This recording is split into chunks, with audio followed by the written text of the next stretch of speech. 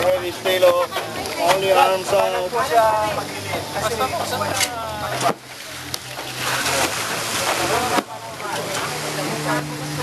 Ma'am, gusto nyo mag-try ulit, ma'am?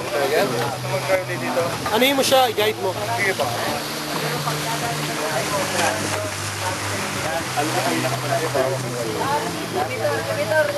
Next na. Ikaw muna. Ikaw muna. Yeah, what's the worst thing that can happen? Just fall. Oh, tali na. Ready.